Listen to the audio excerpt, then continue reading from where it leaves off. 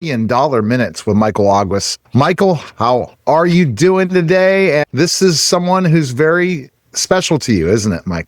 I am fantastic today, but more than that, I'm very excited. This is something that I said to Aniko when we first met. I'm like, listen, I'm a big fan. I'm a growing fan. And when we're going to really make sure the world knows what you guys can do. So for those who don't know what I'm talking about, I am in the midst of my cancer journey. I was diagnosed with stage 4 lung cancer in March. We rang the bell I think, on the 3rd of July this year. So long story short, we're doing fantastic. My oncologist in recent meetings really has been loving the results. And a big part of this journey has to go through Aniko and her father and the work that they have done. But I want to introduce Aniko as an inspiration to a lot of people who are also in the midst of their cancer journey, because she has an outstanding story. She's not just the owner and proprietor of Kaqun Spa in Las Vegas, where a lot of people will come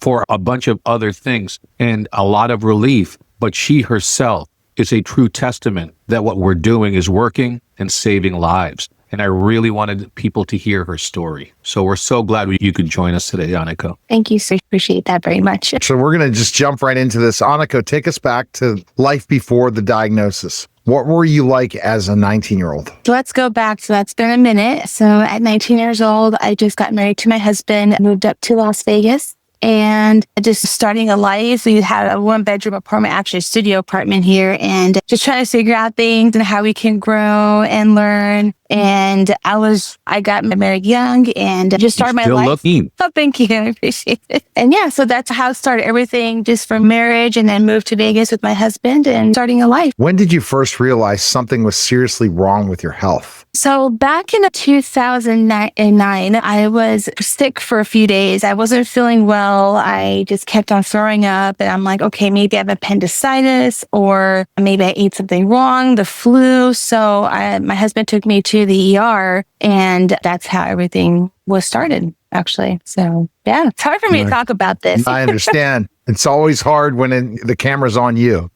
Doctors break the news that it was pancreatic cancer, and what was their prognosis? I remember to this day, the smell, the room. I was in the ER room, and there was curtains all around me, and my husband was sitting there next to me, and I was just in so much pain. They had to give me morphine. That's how bad my situation was by the time I got into the hospital. And I remember the doctors saying, hey, we have some bad news for you. And I'm like, okay, there's a tumor in your pancreas. They haven't diagnosed it yet at that time, but there's a tumor in pancreas. On top of the tumor, there's a cyst that is pushing against your stomach, making you feel bad and causing pain in your back. And I'm just like, at that point, I heard wah, wah, wah, like everything just went silent. I didn't really comprehend the situation. My husband is the one that took action and took all the notes, what needed to be done. And he's the one that actually told my family what was happening, because I just couldn't feel at that point. I just went completely numb. So what emotions rushed through you in those first hours and days? Fear,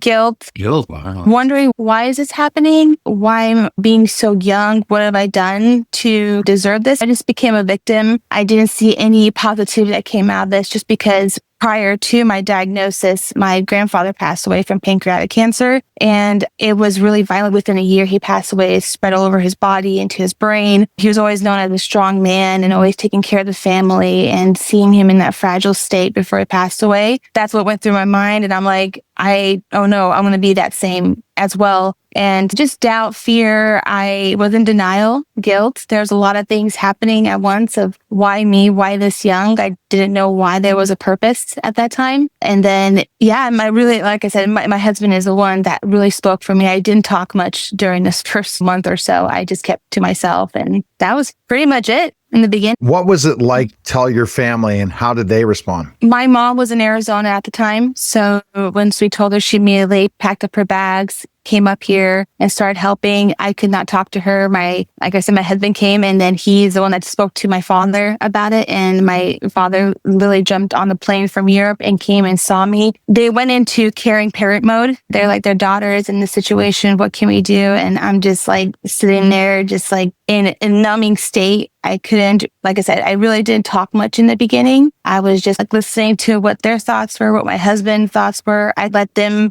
guide my path in a way. But at the same time, I started going into a very dark place at that time. I know you are a spiritual person. That's something you and I have always shared. At that point in your life, were you already spiritual? Yes, I got saved at a young age. I was 12 years old. So I knew in the back of my mind, but we're humans. And I guess that's how I handled it in the beginning. Looking back, I know why it had to be that way. But back in my mind, God was always there through me. Even though I had a hard time acknowledging why this was happening, I felt that he was so there with me, even though I had a hard time going to him for this, which is really interesting on how this later on takes place. I have to ask, why did you feel like you had a hard time going to him for this? I think being 19, you feel like you're invincible and nothing can touch you. And you're young and you should not be sick and dealing with this. And I think it had to do with pride. I think that was it. So did you pursue traditional treatments at first? What challenges did you face? I did pursue. I went to multiple doctors here in Vegas. At the time, the doctors here were not good. I'm going to be very honest with you. They were just very like doom and gloom. You have this many months left to live. Chemotherapy is an option because of this typical tumor. They said, whatever you can do to make yourself comfortable, just go through the emotions. So they basically said, get your affairs order and go ahead and die. That was the sums of it. My goodness. I know. I remember she told me this. I was like, oh my gosh, you're 19. Yeah. And you're 19 years old being told this. I have to have a follow-up. I'm sorry about this because this is like, have you told your story yet in a book? That's what I want to know because this would be something. Have you? You already written? I have written a little book about my story, yes. Okay. I'm blown away. And I'm blown away when you're right. You're told by a doctor at 19 years old. I still think even Michael, if you were told this at 50 or 60 or 70, it'd be the same thing, especially if you're living a healthy life. Imagine 19 that you only have a few months to live. She's a newlywed. She's just starting life. Yeah, they wasn't the most optimistic doctors. And like I said, I had to change doctors because I told the nurse this and they're like, this is unacceptable. And I stood at the doctor's face. I told them, you just watch. I'll see you back like in a year and I'll let you know.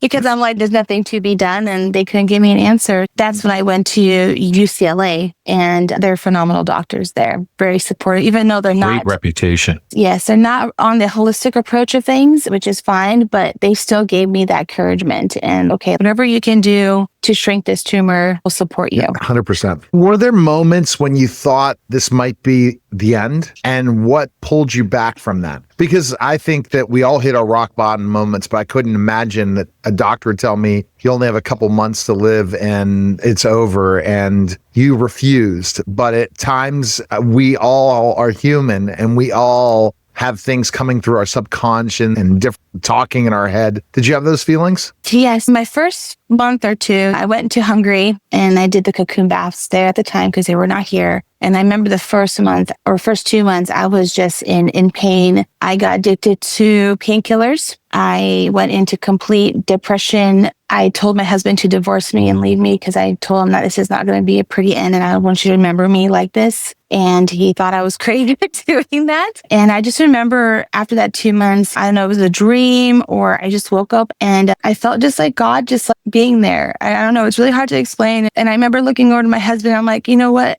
I don't want to give up. I'm going to try my best because I want to have kids with this man. I want to have a family. I want to grow old. I want to have white hair. And I just felt God was there and he took me out of that dark place. At that moment, when I switched my mentality, I knew that my body was starting to heal. Beforehand, no, there was no chance. I was still in pain. I was throwing up. I couldn't eat anything. I couldn't function. And yeah, I just felt like God just came to me and you're not done. We have something special for you. And I'm like, okay, God, if you get me through this, I'm going to spread the word. I'm going to help as many people as possible. And ever since then, that's what I've been doing. So how did your father's medical background influence decisions during this time? So he's been a naturopath for a long time and like a scientist, a mad scientist, I would call him, where he's always trying to find the fountain of youth, always trying to help people through Chinese medicine, herbs, whatever it may be. And he had this amazing technology prior to me being diagnosed. So we had an understanding. I used to take baths as a kid, just thinking, oh, it's just hot water. It's nice, big tubs. I can relax when I'm in Hungary, seeing my dad, and come to find out it was going to save my life. Wow. So what internal strengths or faith practices, which we mentioned a little bit with Michael already, helped you keep going when the odds were so grim? Prayer, my family, my mom, and especially my mom, she is a prayer warrior and prayed for me constantly, nonstop. My friends, my family, what was amazing and beautiful, that I had a support system. Even though I was pushing them away, they never gave up on me, ever. There was never a moment when they're like, you know what, we're done with your attitude, your negativity. No, they just said, Aniko, it's okay. Take this day by day. We got you. We love you. And that just spoke volumes. Those are true friends. Yes. And even my husband, even as much as many times I pushed him away, he kept coming back. And I'm not giving up on you. Do not give up on me. And we've been married now for almost 18 years. Fantastic story so far. Who were the key people or communities that kept you lifted? My family, obviously, of course, God, but my family, my husband, and my friends, and then just amazing doctors that I found at UCLA just kept me going and was encouraging me throughout this whole process. When did you sense that healing might actually be possible? Like I explained to you, like that story when God came to me that night and I just felt this sense of peace that everything is going to be all right and you're going to get through this. And I knew within that 2 months, things just started changing. I started sleeping better. I started less pain, more energy. I was able to exercise again, which is very important to me, and just more of a positive thought process and just getting closer to the Lord day by day. And that meeting was the turning point for you. Yes. When he showed up. Wow. When he showed up and you got this. And I'm like, oh my goodness, I'm so scared, but you lead the way. And you did. Can you describe the day or moment you realized things were starting to turn around? I would have to say it was when my first scan happened. So we went to Hungary for a few months and then went to UCLA, back to UCLA. And the tumor was measured at 10 centimeters at first. And then it went down to 5.7. So that obviously gave us a huge victory. And I felt like I was able to conquer this at that point. From there on, I did more therapies in Hungary, exercise. And I was also with people too that were going through the same things I was. And come to find out, I was giving them hope and encouragement. And they were seeing the changes that were happening, which was amazing. So the next time we'll explore therapy that played such a pivotal role in your recovery and how now it's helping others. Michael, anything to add before this end of this podcast? This is truly inspirational to choose when you are down, when we all at one point get down on ourselves, that if we can have the mindset that Aniko has, we can conquer anything. Well stated. And yes, you can't stop here. So the people watching this podcast right now, you probably are feeling compelled to hear the rest of her story, because her story truly proves that cancer is not the final word, that cancer is not always going to equal death, that it could turn into something else. It can be beat. She's proving, I'm proving it. Millions are proving it. There are different ways through this. Hers, to me, was just a natural way, and it just made so much sense. And in the next episode, we're going to go dive deeper into what she and her father have been doing for years and how many people have been helped by it. And people that are interested in learning more about what Aniko does with her father and all these things and are teasing it, and it's going to be another week till it airs, you can just reach out to Michael or myself. There's going to be links in the show notes to go right there to find information and contact us. But also, if you're listening to the radio show side of things, you just go ahead and DM Neil the Media Giant Haley or Michael Aguas and said you heard it here on $1 Million Minutes. I appreciate it, guys. Thank you for having me. That was the special simulcast of the Neil Haley Show and $1 Million Minutes with Michael Aguas. Take care, guys.